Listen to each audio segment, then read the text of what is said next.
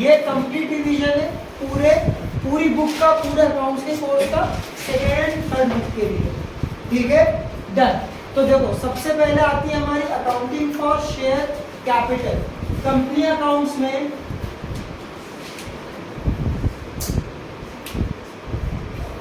सबसे पहला पार्ट आया अकाउंटिंग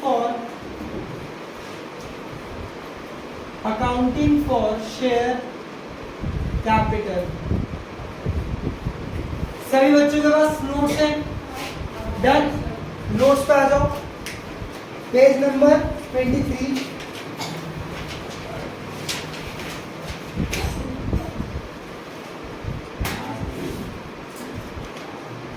डन। पेज नंबर 23 पे आ गए। अब देखो यहां पे अगर हम ध्यान से देखें तो हमें कंपनीज की डेफिनेशन मिली है सेक्शन 2 सब सेक्शन 2 में। डेफिनेशन कहां पे मिली है? Section 2 sub section 2। देखो दिखा? डन। यहां पे क्या लिखा हुआ है?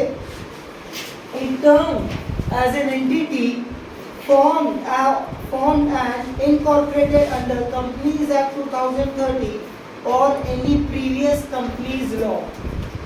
क्या चीज बोली? एक ऐसी बिजनेस एंटिटी जो इनकॉर्पोरेटेड हुई हो या रजिस्टर्ड हुई हो। कहाँ पे? तो या तो कंपनीज एक्ट 2013 में रजिस्टर्ड हुई हो या उसके प्रीवियस एक्ट। अब उससे प्रीवियस एक्ट कौन सा है? तो वो है कंपनीज एक्ट 1956। दो कंपनीज एक्ट कौन कौन से? Companies act 2013 and companies act 1956, 2013 and 1956। अगर इसके अंदर कोई भी एक एंटिटी रजिस्टर्ड है तो वो क्या कहलाएगी? कंपनी कहलाएगी। क्या कहलाएगी? कंपनी कहलाएगी। तो डेफिनेशन ऑफ कंपनी हमें कहाँ मिलती है? सेक्शन 2 सब सेक्शन 2 में। ठीक है, फिर आया यहाँ पे कितने तरह की कंपनियां होती है? तो टाइप्स ऑफ कंपनी। ठीक है, तो टाइप्स ऑफ कंपनी में हमने बांटे 5 हिस्सों में। टाइप्स ऑफ कंपनी हमने कितने हिस्सों में बांटी? 5 हिस्सों में। सबसे पहली गवर्नमेंट कंपनी, सबसे पहली गवर्नमेंट कंपनी। फिर आई आपकी प्राइवेट कंपनी, फिर आई पब्लिक कंपनी, फिर आई 1 पर्सन कंपनी, है ना? और फिर लास्ट आई फॉरेन कंपनी। कौन कौन सी कंपनी है? सबसे पहले गवर्नमेंट, पब्लिक, प्राइवेट, 1 पर्सन, और जो लास्ट आई वो कौन सी आई? वो आई फॉरेन कंपनी। डन। अब सुनो, गवर्नमेंट कंपनी माने ऐसी कंपनी जहां पे मोर देन 51% शेयर किसके पास है? 51 और मोर देन 51% शेयर किसके पास है? किसी गवर्नमेंट के पास है। स्टेट गवर्नमेंट या सेंट्रल गवर्नमेंट। ठीक है, स्टेट गवर्नमेंट या सेंट्रल गवर्नमेंट। ठीक है, अब दूसरा आया पब्लिक कंपनी। तो पब्लिक कंपनी एक ऐसी कंपनी जिसके शेयर्स पब्लिक को ऑफर किए गए हो, जिसके शेयर्स पब्लिक को ऑफर किए गए हो, वो कौन सी कंपनी कहलाएगी? पब्लिक कंपनी कहलाएगी। जैसे फॉर एग्जांपल अभी तक पेटीएम एक प्राइवेट कंपनी थी, लेकिन जब से उसने अपने शेयर्स पब्लिक में इशू करे वो कौन सी कंपनी बन गई? पब्लिक कंपनी बन गई। ठीक है, अब आगे चलते प्राइवेट कंपनी। प्राइवेट कंपनी में सारे लोग क्या है? Individual investors. यहाँ पे रोक लगेगी भैया, हम सिर्फ गिने चुने कुछ ही लोगों को क्या देंगे? ओनरशिप देंगे। क्या देंगे? कुछ ही लोगों को क्या देंगे? ओनरशिप देंगे। अब आगे चले भैया, तो यहाँ पे क्या हुआ कि यहाँ पे रोक लग गई लोगों के आने में। प्राइवेट कंपनी में क्या लग गई? रोक लग गई कि हर कोई आके अप्लाई नहीं कर सकता शेयर्स के लिए। ठीक है, अब आगे चले भैया, फिर आया 1 पर्सन कंपनी। कौन सी कंपनी है? 1 पर्सन कंपनी। नाम क्या बोल रहा है? 1 पर्सन। तो जब 1 पर्सन बोला तो 1 पर्सन माने एक व्यक्ति मेंबर होगा। कितने व्यक्ति मेंबर होंगे? एक व्यक्ति मेंबर होगा। और जब एक व्यक्ति मेंबर होगा तो वो कहलाएगी 1 पर्सन कंपनी। तो शेयर होल्डर्स कितने? एक। मेंबर्स कितने? एक। मैनेजमेंट मैक्सिमम कैपिटल कितना? मैक्सिमम कैपिटल कितना 50 लाख, मैक्सिमम कैपिटल कितना 50 लाख। अगर 50 लाख से ज्यादा की कैपिटल हुई तो अब उस कंपनी में हमें किसी और व्यक्ति को क्या करना पड़ेगा, इन्वॉल्व करना पड़ेगा। क्या करना पड़ेगा, अब किसी और मतलब अब हमें 2 मेंबर्स कम से कम करने पड़ेंगे और 2 ओनरशिप में लाने पड़ेंगे, 2 शेयर होल्डर्स बनाने पड़ेंगे। डन। बोल अगर ना करे तो वो कंपनी डिसॉल्व हो जाएगी, लॉ के द्वारा वो कंपनी बंद करवा दी जाएगी। ठीक है, अब चले आगे भैया। अब आया फॉरेन कंपनी। अब company which is registered outside the domestic boundary of the country, जो भी डोमेस्टिक बाउंड्रीज है इंडिया की, उसके बाहर अगर कोई कंपनी रजिस्टर हुई है तो वो क्या कहलाएगी, फॉरेन कंपनी। फॉर एग्जाम्पल, अगर कोई कंपनी अब इंडिया की बॉर्डर से लगा हुआ देश बताओ, चाइना, पाकिस्तान, नेपाल, भूटान, बांग्लादेश, अगर कोई कंपनी इन कंट्रीज में एस्टैब्लिश हुई है तो भी ये क्या कहलाएगी, फॉरेन कंपनीज। यूएसए में हुई है तो क्या कहलाएगी, फॉरेन कंपनीज। समझ में आई बात। चलिए अब हम आगे आते हैं। तो अब अकाउंटिंग को देखो, ये हमने ओवरव्यू लिया। क्या लिया हमने, ओवरव्यू लिया। अब देखो, जब मैं बात कर रहा हूँ शेयर कैपिटल की, अकाउंटिंग फॉर शेयर कैपिटल, जब मैं बात कर रहा हूँ शेयर कैपिटल की, तो शेयर कैपिटल मैंने कैपिटल को बांटा 2 हिस्सों में। कितने टाइप्स में बांटा, 2। पहला हो गया इक्विटी शेयर्स और दूसरा हो गया प्रेफरेंस शेयर्स। ठीक है, अब समझो 2-3 कॉन्सेप्ट छोटे छोटे से। एक है आपके डेट्स, एक है आपके डेट्स, ठीक है, एक है आपके शेयर होल्डर्स। शेयर होल्डर्स माने owner of the company, debt माने जो पैसा हमने बोरो करा है आउटसाइडर से।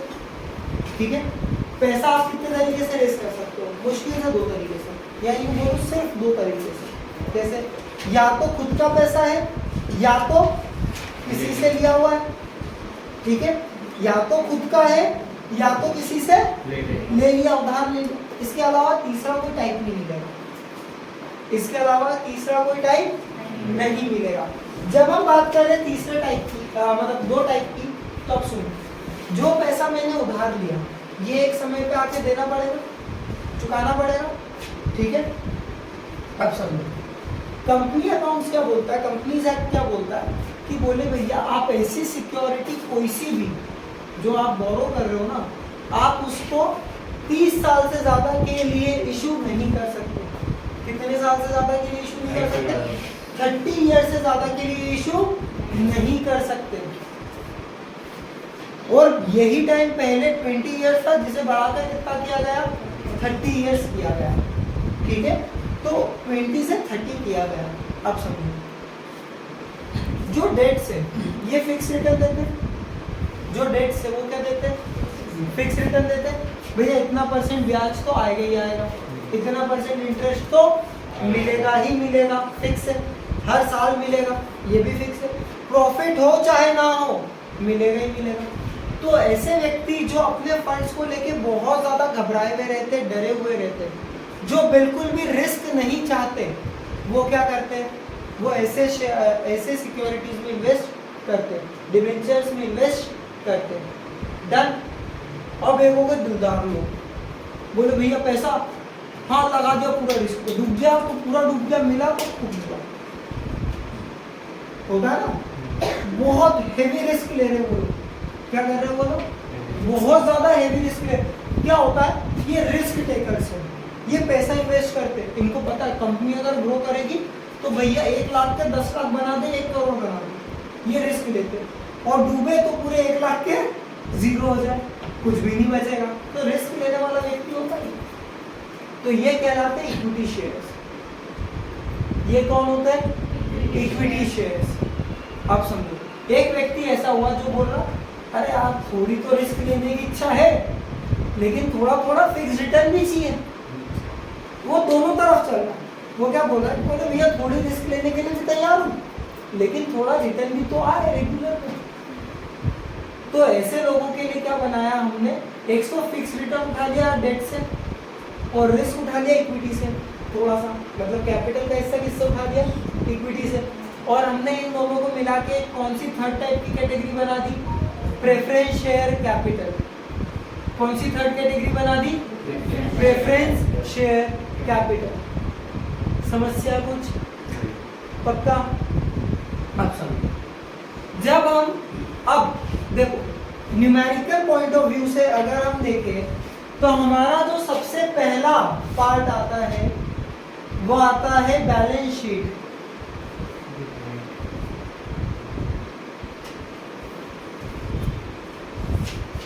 सबसे पहला पार्ट कौन सा आता है, बैलेंस शीट। और बैलेंस शीट जो बनती है वो बनती है शेड्यूल 3 के तहत, part 1 schedule 3 part a balance sheet. ठीक है, कौन सा शेड्यूल, 3 पार्ट ए। कुछ बोलो आप, बोलो नहीं?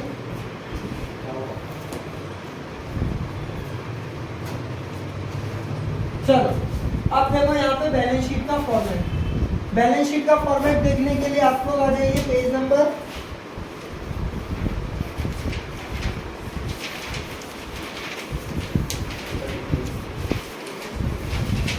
33 पे।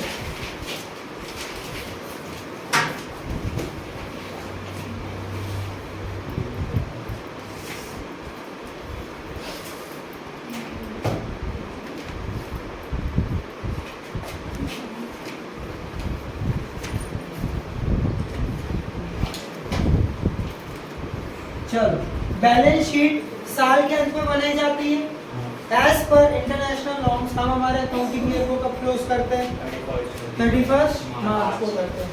डन। अब देखो यहाँ पे फॉर्मेट समझो।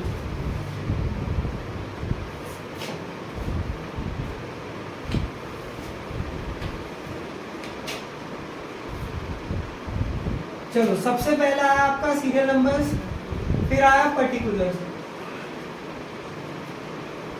क्या आया, पर्टिकुलर्स। फिर आए नोट्स, फिर क्या आया, नोट्स। और फिर आया करंट ईयर, और फिर आया प्रीवियस ईयर। डन। पहले क्या आया, करंट ईयर, फिर आया प्रीवियस ईयर। अब भैया आगे देखो, ध्यान से समझना। अभी जो हम पढ़ेंगे वो पढ़ेंगे extract of balance sheet. Balance sheet का एक बहुत छोटा सा हिस्सा। क्या पढ़ने वाले अभी हम, बैलेंस शीट का एक बहुत छोटा हिस्सा। डन। अब देखो यहाँ पे सबसे पहले आती है इक्विटीज।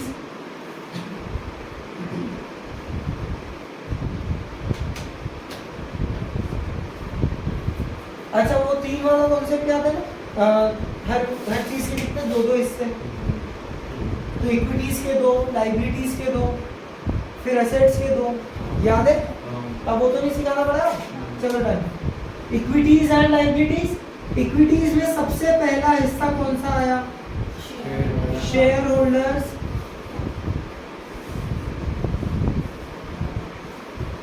सबसे पहला हिस्सा क्या आया, शेयर होल्डर्स फंड। और उसमें भी सबसे पहला हिस्सा कौन सा आया, शेयर कैपिटल। ठीक है, आगे पीछे मुनाफा भी इन्हीं को मिलना है। तो दूसरा हिस्सा क्या हुआ इनका, रिजर्व्स एंड डन। ये है आपका वो हिस्सा जो आपकी शेयर कैपिटल को बताता हो। नाम के हिसाब से समझना, नाम के हिसाब से क्या लिखा है, share capital. Share holders fund में आए तो अब हमको कौन सा वाले हिस्से की अकाउंटिंग पढ़नी है, ये वाले हिस्से की अकाउंटिंग पढ़नी है। ठीक है, समझ में आई बात? नाम समझ में आया कि अकाउंटिंग फॉर शेयर कैपिटल में कहां से उठा के लाया। चलो आगे चलें। अब देखो ये है एक बैलेंस शीट का एक्सट्रैक्ट, छोटा सा। क्या है, एक्सट्रैक्ट। अब समझो कैपिटल के कुछ हिस्से, कैपिटल को डिवाइड करते हैं। ठीक है, कैपिटल को क्या करते हैं, डिवाइड करते हैं। अब इस कैपिटल को मैंने डिवाइड करा तो सबसे पहले आती है ऑथराइज्ड कैपिटल। सबसे पहले कौन सी आती है,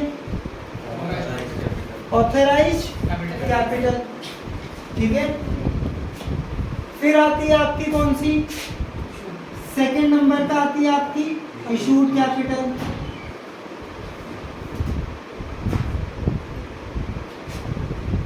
सेकंड नंबर में कौन सी है ये आपकी इशूड कैपिटल। अब थर्ड नंबर पे आती है आपकी, अब सब्सक्राइब कैपिटल आती है, लेकिन अगर हम न्यूमेरिकल के नजरिए से देखें तो अब हम इसको कम कर देते, छोटा फॉर्मेट याद करते हैं। तो अब हम तीसरे नंबर पे इसको लिखते हैं paid up and called up capital, paid up and called up capital, paid up and called up capital. यहां तक किसी को कोई समस्या नहीं? पक्का? कितने हिस्सों में बांटा मैंने कैपिटल को, शेयर कैपिटल को कितने हिस्सों में बांटा? कितने हिस्सों में बांटा? 3। कौन कौन से? सबसे पहले ऑथराइज्ड कैपिटल, दूसरे नंबर पे इशूड कैपिटल और तीसरे नंबर पे है आपकी paid up and called up capital. अब समझो ऑथराइज्ड कैपिटल का मतलब ये वो अमाउंट है जिससे पूरी कंपनी रजिस्टर हुई है। अच्छा, इस अमाउंट को आप एक्सीड नहीं कर सकते, ये मैक्सिमम अमाउंट होता है। फॉर एग्जांपल मैंने कंपनी रजिस्टर करवाई, ठीक है, प्रगरा प्राइवेट लिमिटेड नाम से कंपनी रजिस्टर करवाई। अब इस कंपनी का जो कैपिटल थी वो थी 50 लाख रुपए। अब मैं चाह रहा हूँ कि मैं पब्लिक को इशू कर दूँ 60 लाख रुपए, तो क्या ये पॉसिबल है? नहीं, क्योंकि मेरा रजिस्ट्रेशन ही कितने से हुआ? 50 लाख से। तो मैं इशू भी कितनी कर सकता हूँ? मैक्सिमम 50 लाख। तो you can not exceed your authorised capital, ठीक है, you can not exceed your authorised capital. अब इशूड कैपिटल का मतलब वो हुआ कि हमने कितने शेयर्स पब्लिक को ऑफर करें, या अभी तक हम कितने शेयर्स के अगेंस्ट कैपिटल रेज कर चुके। समझ में आएगा? मैंने अभी 50 लाख रुपए की फर्म रजिस्टर करवा ली, कंपनी रजिस्टर करवा ली, लेकिन अभी तक मैंने सिर्फ 25 लाख रुपए ही, क्या बोला मैंने? अभी तक मैंने सिर्फ 25 लाख रुपए ही as a capital funds raise करे हैं। तो अभी भी मेरे पास कितने की कैपिटल बची थी? 25 लाख की बची। तो इशूड कैपिटल क्या हो गई मेरी? 25 लाख। फिर आया paid up and called up. अब क्या हुआ कि देखो 100 रुपए का शेयर था, मैंने अभी तक सिर्फ 80 रुपए मंगवाए, तो paid up and called up कितनी होगी मेरी भैया? 80 रुपए। और उसमें से क्या लेस कर दो? पेड अप बोल रहा हूँ ना, तो जितने कॉल्स इन एरियर से माइनस कर दो, जितने शेयर्स फॉरफिट हो चुके वो माइनस कर दो, ठीक है। जितने शेयर्स आप नए इशू कर रहे हो उसको ऐड कर दो, या बोलूं री इशू कर रहे हो उनको ऐड कर दो। फॉरफिट के बाद री इशू होगा तो उसको क्या कर दो? ऐड कर दो। क्योंकि अब समझो, जब मैंने शेयर फॉरफिट करे तो कैपिटल क्या हुई? कम हुई। जब मैंने शेयर्स फॉरफिट करे तो कैपिटल क्या हुई? कम हुई। शेयर्स फॉरफिट करने पे कैपिटल कम हुई। yes, लेकिन अगर मैं उसके बाद री इशू करता हूँ तो क्या कैपिटल बढ़ जाएगी? बोलो, कैपिटल बढ़ जाएगी, तो उसको ऐड कर दिया। अब कौन से एरियर्स है? तो क्या मेरी कैपिटल में पैसा आया? क्या मेरी कैपिटल में पैसा आया? नहीं आया, कैपिटल कम हो गई तो लेस कर दिया। सिंपल सा फॉर्मेट है, समझ में आया?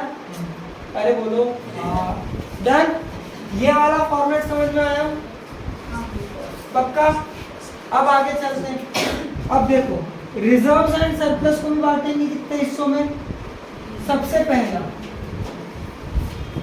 पहला हिस्सा आया आपका statement of profit and loss. Statement of profit and loss, कितना पैसा आपके statement of profit and loss में रखा हुआ है, तो वो आगे। दूसरा हुआ आपका कैपिटल रिजर्व। दूसरा कौन सा हुआ? Capital reserves. डन। अब इसमें बनेंगे दो हिस्से। पहला बनेगा सिक्योरिटीज प्रीमियम रिजर्व और दूसरा बनेगा अदर कैपिटल रिजर्व। फिर से क्या गया नाम? सुनो, कैपिटल रिजर्व के दो हिस्से, पहला है सिक्योरिटीज प्रीमियम रिजर्व और दूसरा कैपिटल रिजर्व खुद। मतलब अगर हम इसका नेचर देखें तो जो एसपीआर है वो कैपिटल नेचर का है, वो किसका है? कैपिटल नेचर का है। तो भैया इसके अंदर अगर कैपिटल नेचर का यही है तो दूसरा अकाउंट डेफिनेटली कैपिटल रिजर्व होना है। यहाँ तक किसी को कोई समस्या? छोटा सा भी डाउट हो तो पूछो। याद आया? सब कुछ पढ़ा था ये? याद आया? Done? Capital redemption capital redemption reserve. अच्छा ठीक है, एक क्वेश्चन आया, वे कैपिटल रिडम्पशन रिजर्व कहाँ लिखे? तो आपको ये बात पता है कौन सा कैपिटल रिडम्पशन रिजर्व होता है? तो ये होता है preference share capital redemption reserve. कौन सा रिजर्व होता है? Preference shares capital redemption reserve. और ये है एक लायबिलिटी के अगेंस्ट। ये जो रिजर्व बन रहा है ये किसके अगेंस्ट बन रहा है? एक लायबिलिटीज के अगेंस्ट बन रहा है, इसीलिए हम इसे डालते हैं लॉन्ग टर्म प्रोविजंस में। कहाँ डालते हैं इसे हम? इसीलिए long term provision. Most appropriate बोलेगा लॉन्ग टर्म प्रोविजंस पर डालो। नहीं समझ पड़ती है तो कैपिटल रिजर्व में डालो। ठीक है, तो रिजर्व डाल सकते हैं, बिल्कुल डालेंगे तो डाल दो, कोई प्रॉब्लम नहीं। डन? और बोलो, किसी को कोई और डाउट? जनरल रिजर्व बेटा, जनरल रिजर्व हो गया इसका part, statement of profit and loss, general reserve. ठीक है, इसके साथ बराबर जनरल रिजर्व हो गए ना, तो this profits are available for general purposes, दोनों के। ठीक है, अभी ये फॉर्मेट के लिए कितनी चीजें पढ़ी हमने? ध्यान से देखो, 1 2 3 4 5 और 6। कितनी चीजें पढ़ी? 6 चीजें पढ़ी। ठीक है, कितनी चीजें पढ़ी? 6।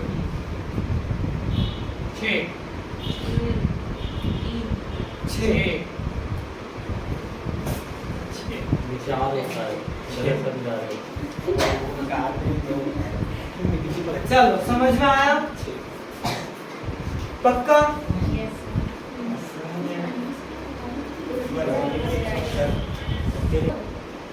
चलिए आगे देखते हैं। अब हम यहाँ पे देखने वाले हैं एक क्वेश्चन जो इस फॉर्मेट से होगा। ठीक है,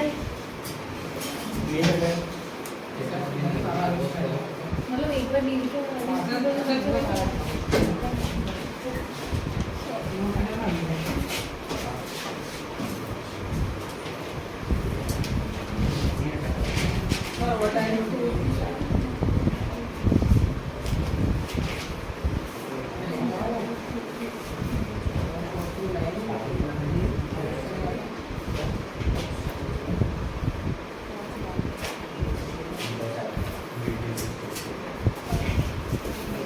चलिए क्वेश्चन है, बड़ा अच्छा क्वेश्चन है।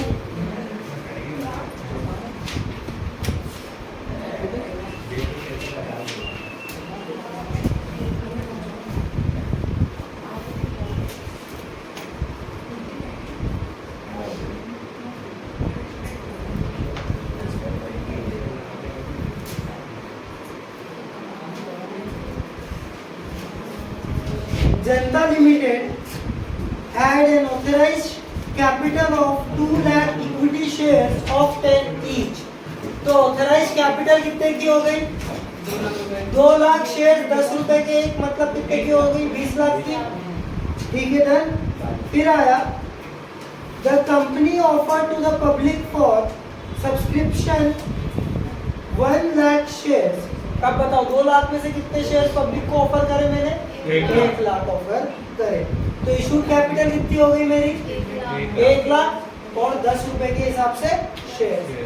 ठीक है, एप्लीकेशन वर रिसीव्ड फॉर 97,000। तो एप्लीकेशन रिसीव्ड फॉर कितनी हो गई? 97,000 की। Done. The amount was payable as follow. Application 2 रुपए, अलॉटमेंट 4 रुपए and balance on first and final call. तो मतलब 4 रुपये हो गए उधर फर्स्ट एंड फाइनल कॉल के, ठीक है। 10 रुपए के शेयर था, 2 रुपए गए अलॉटमेंट पे, एप्लीकेशन पे, 4 गए अलॉटमेंट पे, और 4 के बाद 4 दूसरे कहाँ गए, फर्स्ट एंड फाइनल कॉल पे, ठीक है। The share holder holding 600 shares failed to pay allotment money. His shares were forfeited. His shares were forfeited. Important line. इसको कैसे बैलेंस शीट में रिकॉर्ड किया जाएगा, इम्पोर्टेंट, ठीक है। आप लोगों का डाउट ये वाला क्वेश्चन में क्लियर हो जाएगा, ठीक है। पता है, ठीक है। The company did not make the first and final call. Company ने क्या मेक नहीं करा, अभी तक क्या नहीं करा, फर्स्ट एंड फाइनल कॉल अभी तक नहीं करा। Then present the share capital in the balance sheet of the company as per schedule 3 of the companies act 2030, also prepare notes to account. Done, करें क्वेश्चन को कंप्लीट, क्वेश्चन कंप्लीट करें। Sure.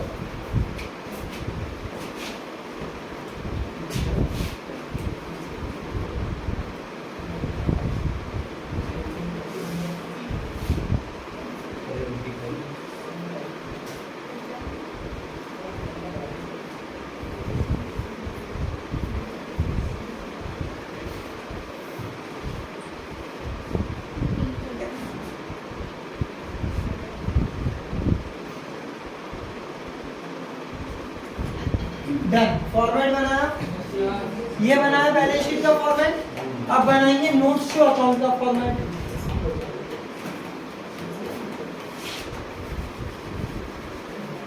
इसमें previous year नहीं आता क्या? Previous year है ही नहीं, तो जरूरत पड़ी। हाँ, ये नहीं प्रीवियस ईयर में कुछ तो डाल के भी नहीं करेंगे। चलो, ये हुआ notes to account particular amount. Done. बेटा फॉर्मेट में किसी को कोई प्रॉब्लम, पक्का? अच्छा, सब साथ ही साथ बना रहे।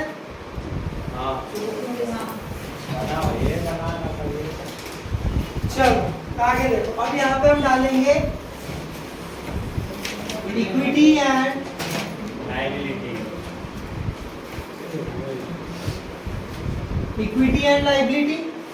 फिर आया यहाँ पे फर्स्ट शेयर होल्डर्स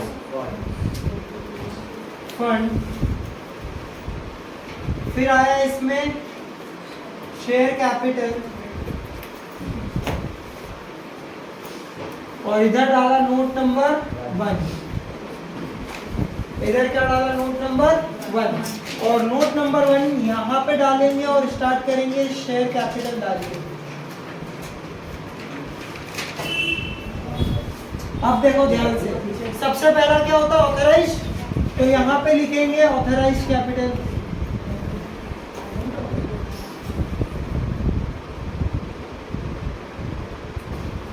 $2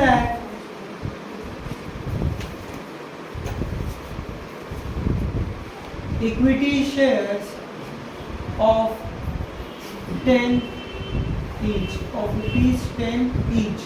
चलो कितने हो गए ये टोटल, 20 लाख रुपए। इसको लिखूंगा यहाँ पे, और यहाँ पे डबल लाइन लिख के कर देंगे इसको क्लोज, क्योंकि ऑथराइज हो चुकी है क्लोज। अब क्या ले आएगी अगली बारी किसकी, इशूड की आएगी। Good, issued capital. अब इशूड कैपिटल कितने इशू करें, तो मैंने करे 1 lakh equity shares of ₹10 each. तो ये हो गए 10 लाख रुपए, और इसे करा यहाँ पे क्लोज। पता है इसका मतलब क्या हुआ, कि जब हम बैलेंस शीट में अमाउंट लिखेंगे तो वो किसका लिखेंगे, वो लिखेंगे paid up and hold up capital का, ठीक है। Done.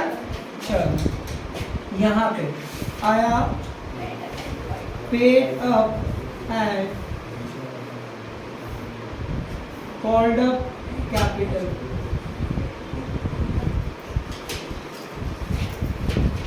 Paid up and called up capital. ये हिस्सा इंपॉर्टेंट है, ध्यान से समझिए। पब्लिक को हमने इशू करे थे 1 लाख शेयर्स, लेकिन हमारे पास एप्लीकेशन आई कितने के लिए? 97,000 के लिए आई, और इसमें से कितने शेयर्स मैंने फॉरफिट कर दिए? 600। कितने शेयर्स फॉरफिट कर दिए? 600। मतलब आज की तारीख में मेरे पास शेयर्स है कितने टोटल? 96,400 शेयर्स है। कितने शेयर्स है? 96,400 शेयर्स है। तो इसको ऐसे लिखेंगे। अब पता चला 96,400 कहाँ से आया, तो यहाँ पे लिखेंगे 96,400 equity shares at the rate. अब सुनो, अभी तक कंपनी ने सेकेंड कॉल नहीं करा। कंपनी ने क्या नहीं करा? सेकेंड कॉल नहीं करा। तो अगर ध्यान से देखें तो एप्लीकेशन पे मुझे चाहिए थे 2 रुपए, अलॉटमेंट पे मुझे चाहिए थे 4 रुपए, और फर्स्ट कॉल पे चाहिए थे मुझे 4 रुपए। कितने रुपए चाहिए थे? 4। अब ये नहीं आया, अभी तक मैंने ये बुलवाया नहीं। तो मैं अभी तक कितने कॉल्ड अप कर चुका हूँ? पर शेयर 6 रुपए। तो यहाँ पे लिखेंगे एट द रेट ₹6 ईच। कितना लिखा? 6 ईच। चलो मल्टीप्लाई करो।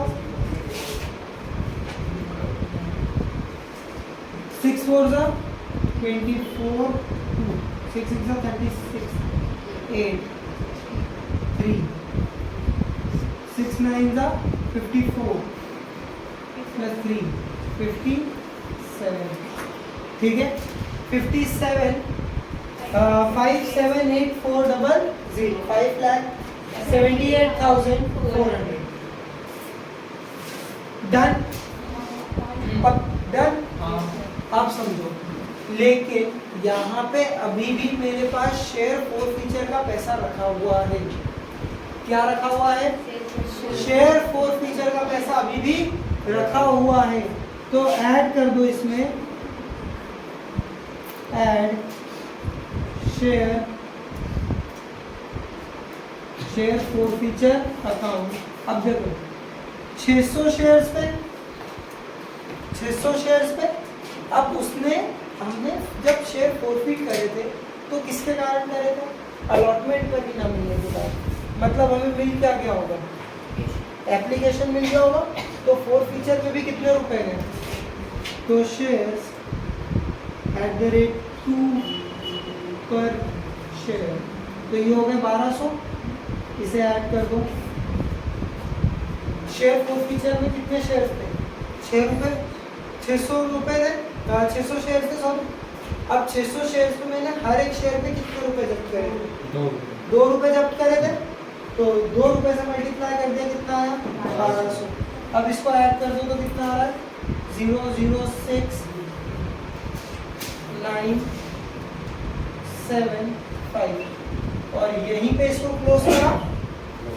देखो टोटल करके यहाँ पे क्लोज करा, और इसका अमाउंट उठा के कहाँ लिख दिया? 579,600 579,600।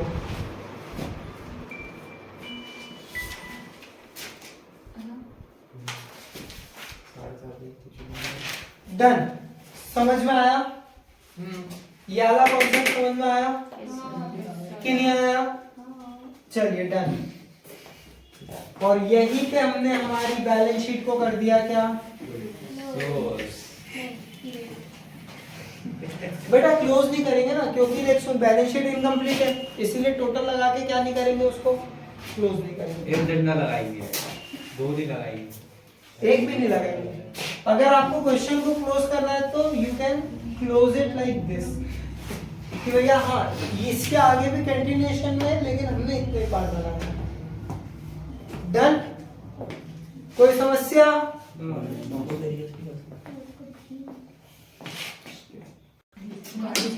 हो गया सर। चलिए अब एक अगले क्वेश्चन पे आते हैं। आपके पास जो नोट्स है उसमें क्वेश्चन नंबर 4 है, ठीक है। अब देखो इस क्वेश्चन को पढ़ो और बताओ कि इसकी ऑथराइज कैपिटल कितनी है। कौन सा क्वेश्चन? 2 लाख शेयर, अच्छा भाई 10 रुपए का एक, मतलब कितने हो गए? 20 लाख रुपए हो गए। अब देखो इसकी समरी बना लेते छोटी सी एक।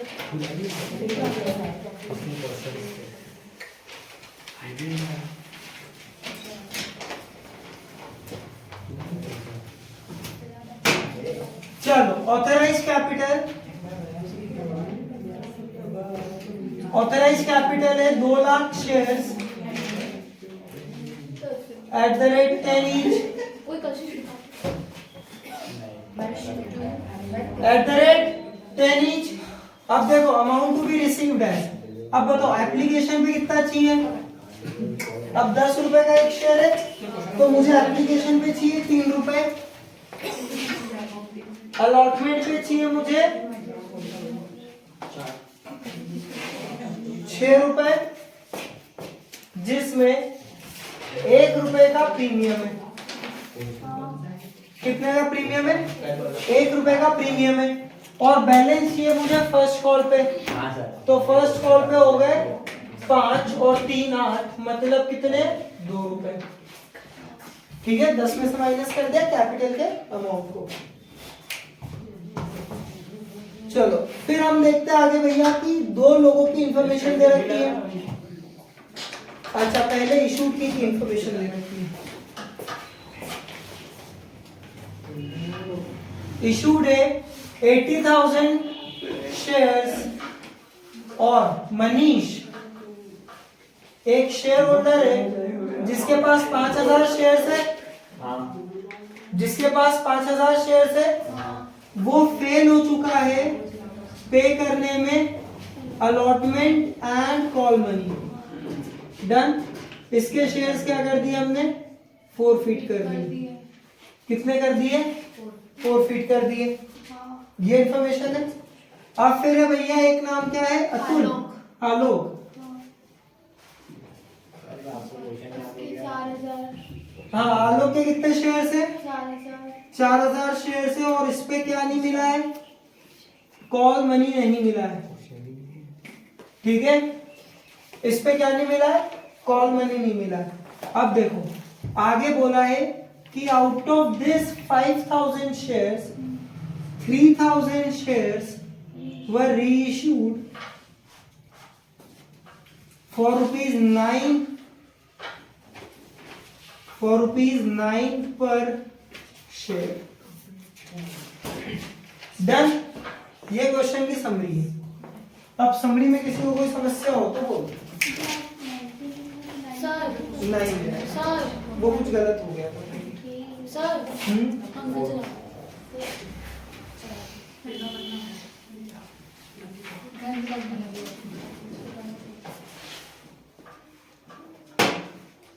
डन। अब बताओ इसका हमें क्या बनानी है? बैलेंस शीट बनानी है। ठीक है, और क्या बनाना है? बस, और चाहो तो जनरल एंट्री कर सकते हैं।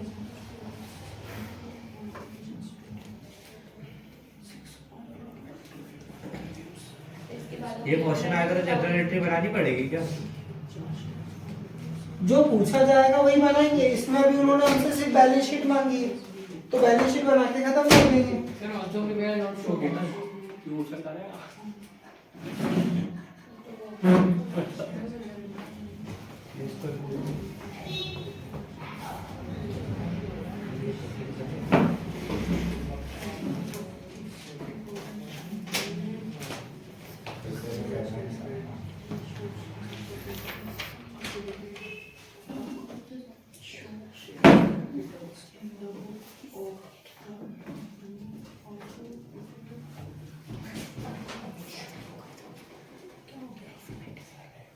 Note number 1। अब देखो यहाँ पे सबसे पहले चेक कर लिखेंगे क्या? Authorise capital.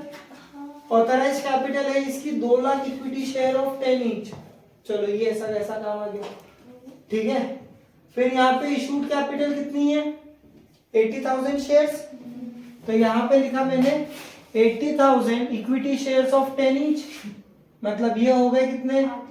8 लाख रुपए। डन।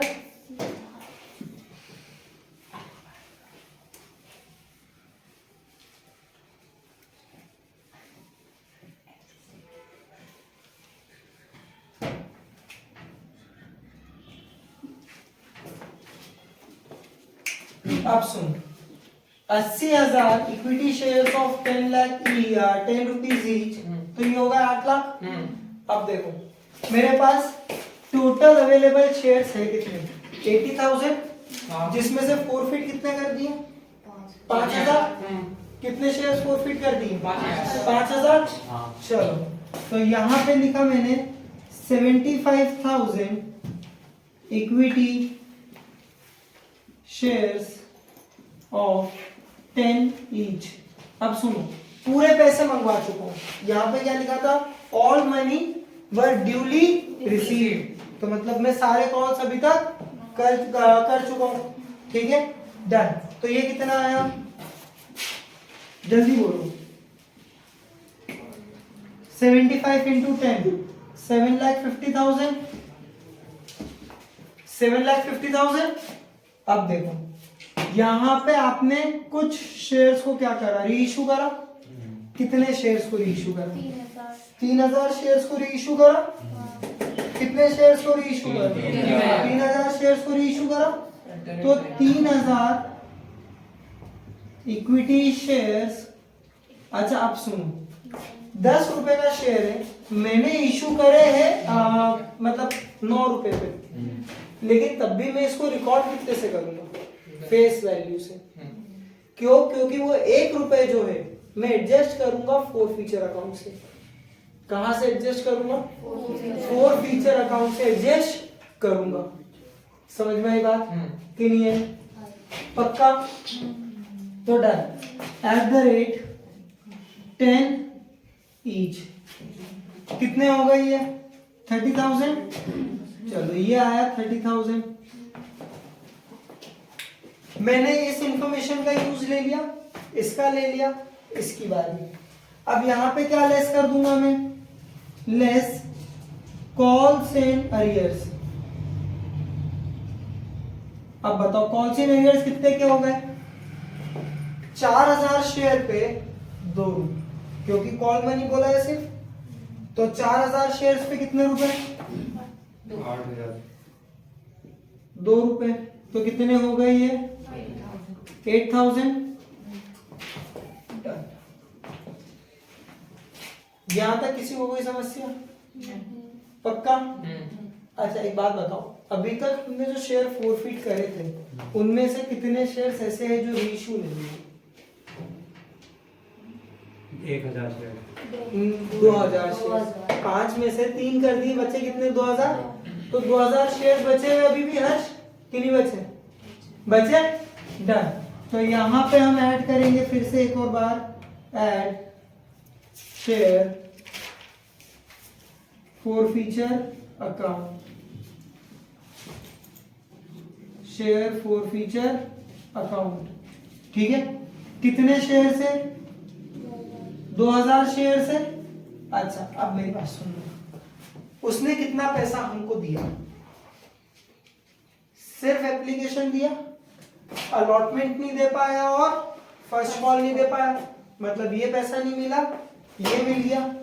तो 2,000 पे 3 रुपए, कितने हो गए, 6,000। कितने हो गए, 6,000। ये समझ में आया 2,000 शेयर्स कैसे बचे। अब सुन, 2,000 पे तूने जब्त कितने करे होंगे, तो ये नहीं मिला और ये नहीं मिला, तो 10 में से कितने चले गए, 5 और 2 7, तो मिले कितने होंगे, 3। तो 3 उठा के कहां डाल दिए, शेयर फोरफीचर अकाउंट में। Done, done. अब इसको सॉल्व करो, कितना अमाउंट आ रहा है बताओ।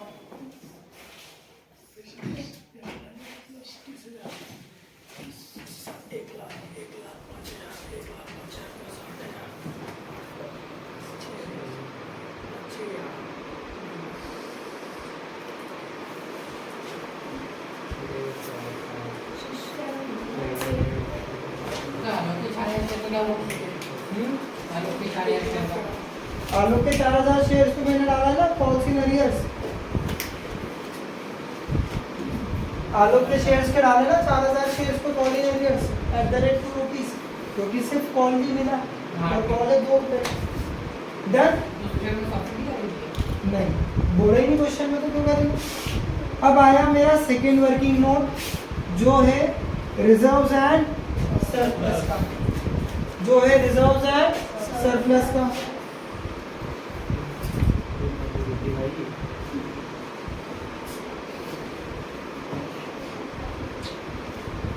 अब देखो मैंने शेयर्स को इशू करा था प्रीमियम पे, कितने के प्रीमियम पे, 1 रुपए के प्रीमियम पे। तो मैंने यहाँ पे नाम डाला सिक्योरिटीज प्रीमियम रिजर्व, आपको पूरा लिखना है। अब बताओ कितना पैसा है सिक्योरिटी प्रीमियम रिजर्व में। 75,000 पे 1 रुपए, क्योंकि 5,000 पे तो कुछ भी नहीं मिला था अलॉटमेंट में, तो प्रीमियम भी नहीं आया होगा। तो सिक्योरिटीज प्रीमियम रिजर्व में कितना चला गया, 75,000 @ ₹1 ईच। कितना हो गया ये 75,000। डन। अब दूसरे नंबर पर आया हमारा कैपिटल रिजर्व।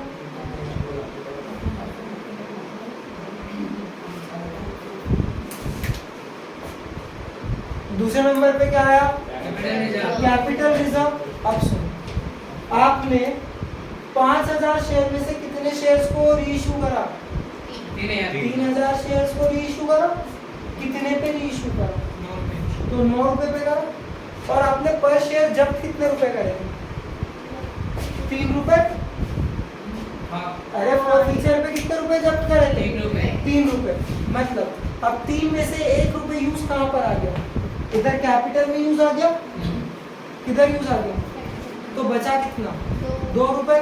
और 2 रुपए को हमने कहाँ ट्रांसफर कर दिया, कैपिटल रिजर्व में। तो इसको मैंने डाला 3,000 शेयर्स @ 2 ईच। कितना हो गया ये अमाउंट, 6,000। और ये आ गया आपका टोटल 81,000। और इसी के साथ क्वेश्चन क्लोज। अब सुनो शेयर कैपिटल के आगे कितना लिख दूं, 7,78,000। उधर से आया, अरे ये रहा। और दूसरा अमाउंट कहाँ से आया, तो उधर से आया 81,000। और इसी के साथ आपकी क्या होगी, बैलेंस शीट कंप्लीट। इसी के साथ बैलेंस शीट क्या हो गई आप लोगों की कंप्लीट। क्वेश्चन समझ में आया, क्या बंद ही कर दी। जनरल एंट्रीज फॉर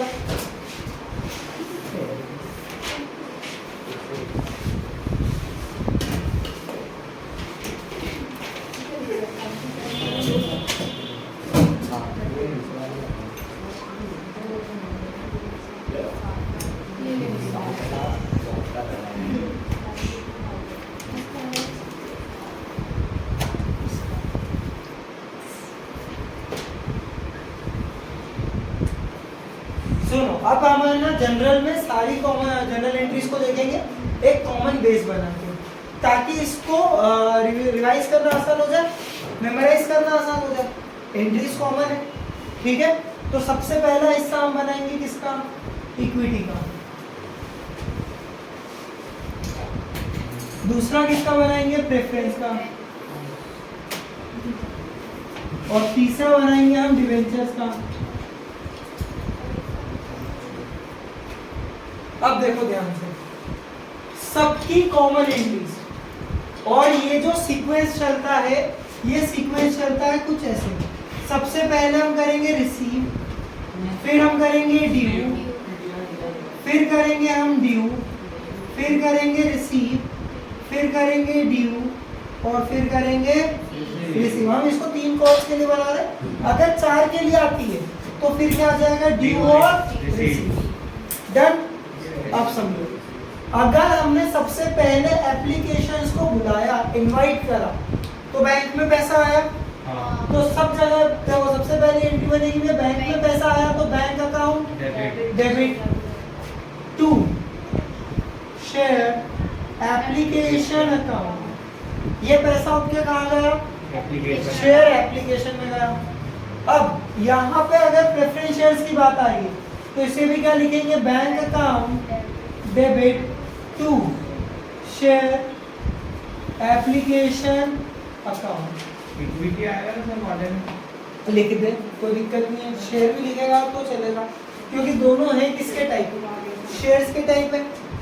लेकिन अब यहाँ पे जब हम एप्लीकेशन रिसीव करेंगे तो एंट्री क्या बनेगी?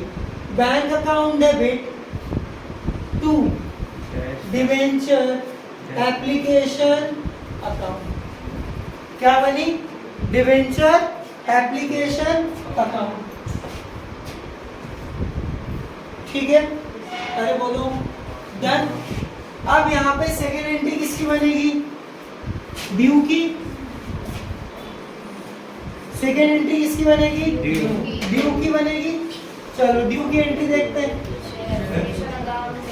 Share application account debit to equity share capital account to equity share capital account.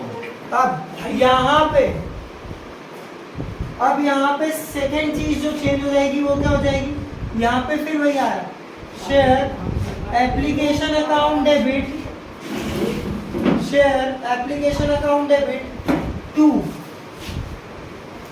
अब देखो प्रेफरेंस शेयर्स के आगे कुछ परसेंटेज लिखा होता है। क्या लिखा होता है? परसेंटेज लिखा होता है, तो हमें वो परसेंटेज यहाँ पे लिखना जरूरी है। तो to dash percentage of preference share capital. बेटा परसेंटेज उसके रिटर्न को रिप्रेजेंट करता है, ठीक है, कि हमें उस शेयर्स पे कितना रिटर्न मिल रहा है। डन। अब देखो सेम यहाँ पे फिर से आया। अब यहाँ पे क्या लिखा हुआ है? Debenture application account debit to. अब देखो यहाँ पे भी क्या होता है? एक परसेंटेज गिवन होता है डिवेंचर्स का, तो to dash percentage of debentures account. Done. Application की ड्यू की एंट्री में कोई डाउट? जल्दी से बोलो। नहीं पक्का? सर इस तरह परसेंट का नहीं लिखो, शेयर कैपिटल लिख दो तो बीच वाली में। ठीक है, नहीं प्रेफरेंस लिखना जरूरी है परसेंटेज के साथ। For example this percentage can be like कि भैया 12% प्रेफरेंस शेयर्स, 9% डिवेंचर्स कॉमन होते हैं, ठीक है। 12% प्रेफरेंस शेयर्स, 9% डिवेंचर्स ये कॉमन हो गए, ये जनरल में आते हैं। अब देखो अब किसकी एंट्री बन रही है? ड्यू की। और ये किसका ड्यू है? अलॉटमेंट का ड्यू है। ये किसका रिसीव है? ये अलॉटमेंट का रिसीव है, ठीक है। अब देखो मैं यहाँ पे ना थोड़ा सा गैप छोड़ के पहले आप लोगों के लिए रिसीव की एंट्री कर देता हूँ। किसकी कर देता हूँ एंट्री? रिसीव की कर दो। अब देखो बैंक में पैसा आया तो बैंक अकाउंट डेबिट टू, यहाँ पे फिर डालेंगे शेयर अलॉटमेंट अकाउंट। और अगर हमें पैसा कुछ नहीं मिला तो यहाँ पे क्या हो जाएगा? टू कॉल्स, सॉरी बैंक ऊपर लिखो, बैंक अकाउंट डेबिट डन। अब देखो पैसा नहीं मिला तो वो अब हमारे लिए रिसीवेबल्स हो गए। क्या हो गए? रिसीवेबल्स हो गए, माने एसेट्स हो गए। अभी पैसा लेना बाकी है तो यहाँ पे हम डालेंगे calls in arrears account debit to share allotment account, ठीक है, डन। अच्छा अगर कुछ पैसा एडवांस आ गया तो अभी लायबिलिटी बन गई, तो इसे लिखेंगे हम to calls in advance account. Liability बन गई इसीलिए टू कॉल्स इन एडवांस। कोई समस्या नहीं, आगे चले। अब देखो इसकी क्या एंट्री बन जाएगी फिर,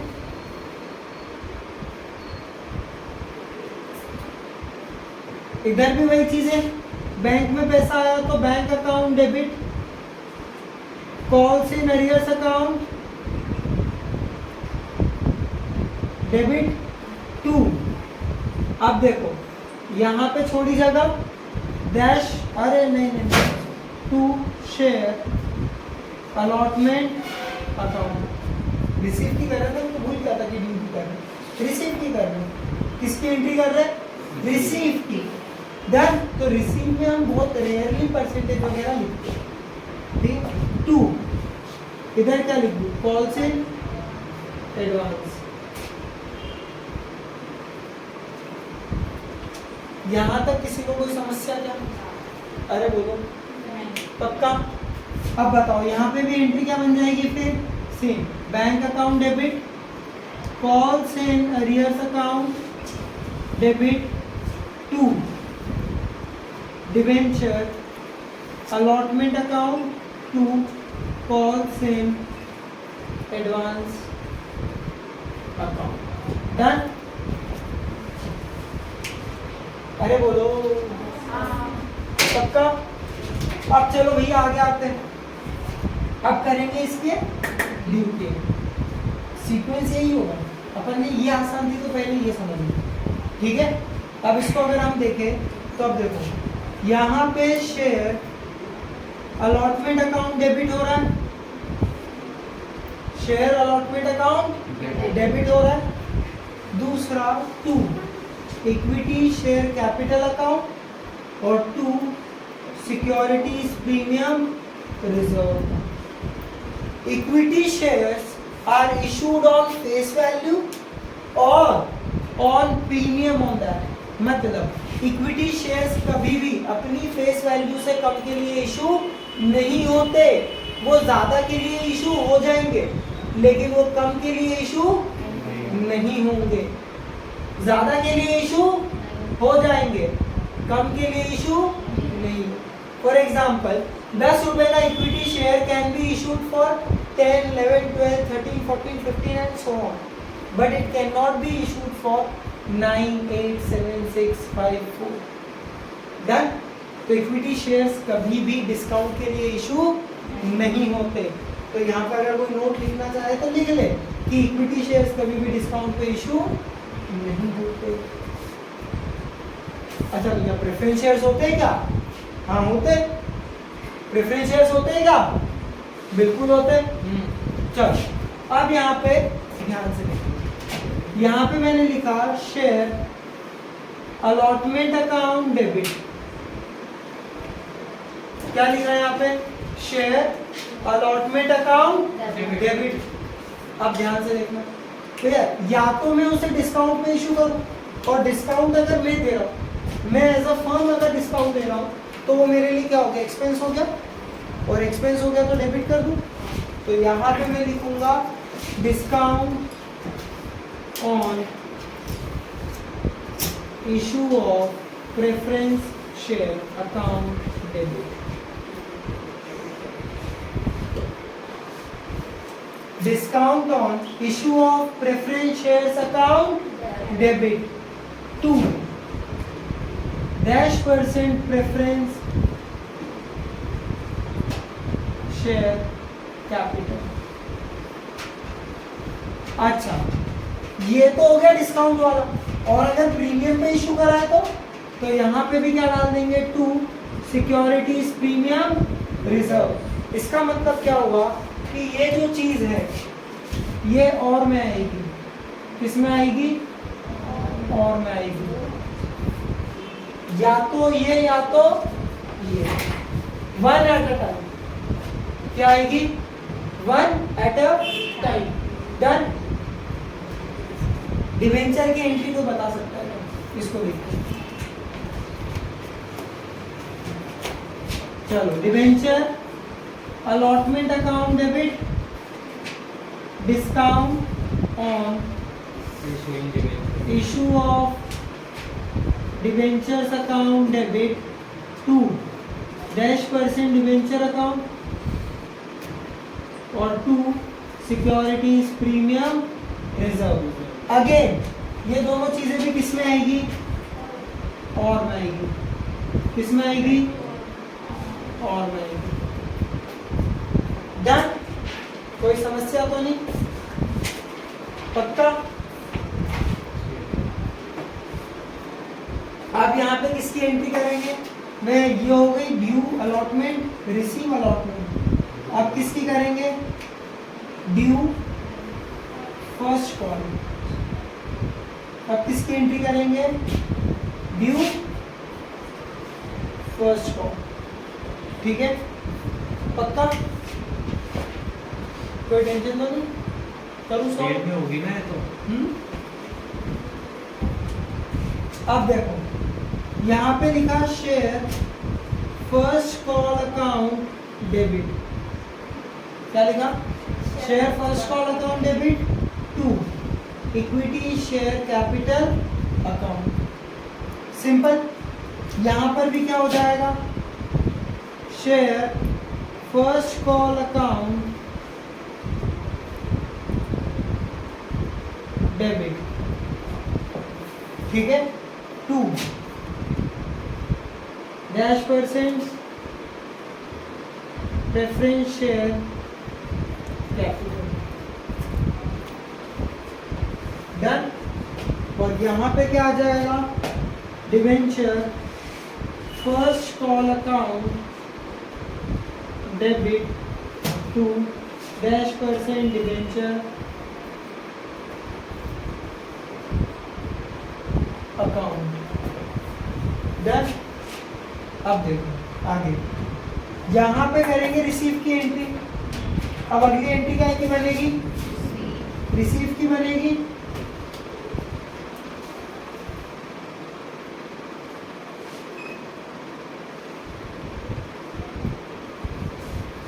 डन। अब देखो रिसीव में क्या हुआ कि बैंक में पैसा आया तो bank account debit, bank account debit.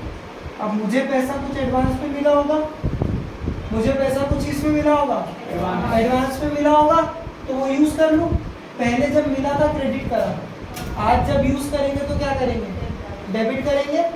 तो भैया यहाँ पे लिखो calls in advance account debit, ठीक है। अब यहाँ पे ये है कि भैया इसको हमने क्या कर लिया, यूज कर लिया, क्या कर लिया, यूज कर लिया, ठीक है, क्या कर लिया, यूज कर लिया। चलो अब यहाँ पे डालेंगे 2, पैसा किसके लिए मिला, शेयर फर्स्ट कॉल के लिए। चलो तो 2 शेयर फर्स्ट कॉल अकाउंट। एक बच्चे के दिमाग में बात आई कि बोले यहाँ पे फिर पॉलिसी वेरियंस था क्या, तो बेटा बैंक में पैसा किसके लिए भी आया होगा साथ में, सपोज करो पॉलिसी वेरियंस के लिए भी आ गया होगा, सामने वाले के पास पैसे आ गए, उसने भेज दिया तो बैंक में पैसा आ गया। तो यहाँ पे एडजस्ट क्या कर दो, तो 2 कॉल्स इन अरियर्स अकाउंट। अच्छा अब ये अमाउंट कब लिखा, ये चीज हमने कब लिखी, जब हमने इसको क्या कर लिया, रिसीव कर लिया। क्या कर लिया हमने इसको, इसके अंदर भी अरियर कर दिया था उसमें, इसमें भी अरियर कर दिया था, तो भी तो फिर उसको डेबिट में डाल देंगे। अरियर हमेशा अगर हो रहा है तो डेबिट में, रिसीव हो रहा है तो क्रेडिट में। कॉल्स इन एडवांस अगर रिसीव हो रहा है तो क्रेडिट में, और अगर यूज में आ रहा है तो डेबिट में। डन, पक्का। चलो आगे भैया, अब इधर की एंट्री बता दो क्या बनेगी।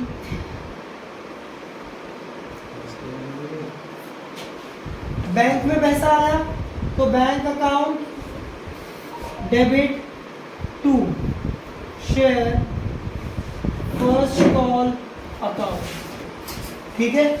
और यहाँ पे भी सेम, बैंक में पैसा आया तो bank account debit to debenture first call account, जो भी अमाउंट।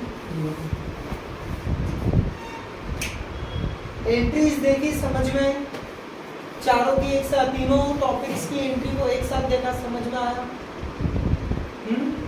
पक्का? पक्का?